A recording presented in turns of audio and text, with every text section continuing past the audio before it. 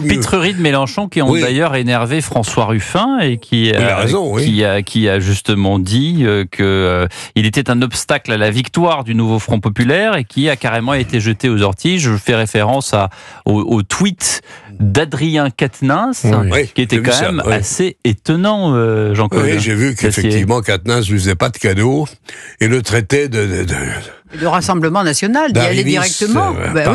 Il lui a dit d'aller directement. C'est-à-dire qu'il n'est pas d'accord avec Mélenchon est un fasciste. Alors franchement. Mais écoutez, moi je veux pas avoir toujours un jugement.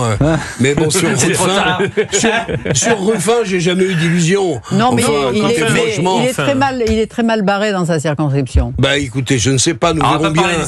Mais bon, Ruffin, vraiment comme leader à la place de Mélenchon, je dirais pas que je préfère Mélenchon, mais enfin quand même.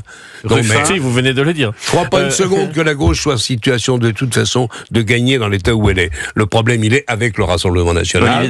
Et qui fait toute attention, qui rassure au maximum de ce qui est possible. Et on sait même pas, le financement a disparu, on sait pas quelle mesure sera prise exactement. Il joue évidemment la victoire. Olivier d'Artigol, est-ce que François Ruffin a une forme d'engouement? Est-ce qu'il peut drainer des forces nouvelles pour une nouvelle gauche dans 6 mois, 1 an, 2 ans, 3 ans? En tout cas, il s'y prépare. Il a renforcé son dispositif et son staff sur Paris.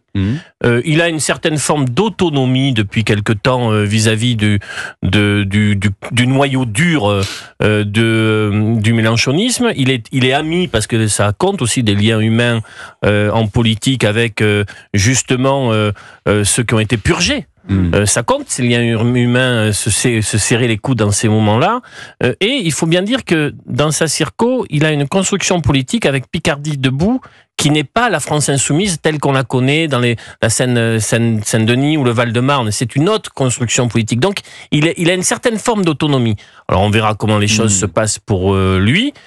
Mais je voudrais bien une petite souris pour voir le résultat, le comportement de Jean-Luc Mélenchon s'il y a l'annonce dimanche soir de la défaite de M. Ruffin.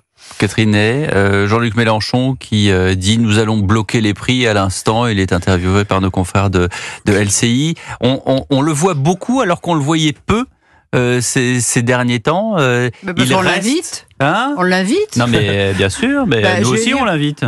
Oui. Ben voilà, donc il répond. Il répond pas toujours. Bloquer les prix, c'est avoir arrêté sa pensée économique. C'est ça. Au Moyen Âge, quoi.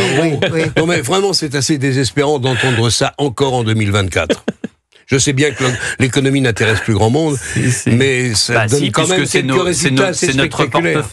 Notamment le nombre de chômeurs. Non, mais surtout, c'est le Front Populaire. D'ailleurs, c'était Ruffin qui avait l'idée, le Front Populaire. Donc, calquer un programme sur une idée qui date de 36. D'ailleurs, Léon Blum n'est resté qu'1 an après avoir mis les 48 heures payées. Enfin bref.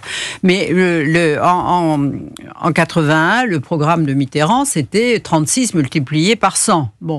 Et là, maintenant, il rajoute des choses, mais en 81, les caisses étaient pleines. Vouloir faire 81, augmenter le nombre des fonctionnaires, raser gratis, augmenter le SMIC, alors qu'il n'y a pas d'argent, mais comment on fait? La question reste en suspens et on en parlera demain. Merci Jean-Claude Dacier, merci Catherine Ney, merci Olivier d'Artigol.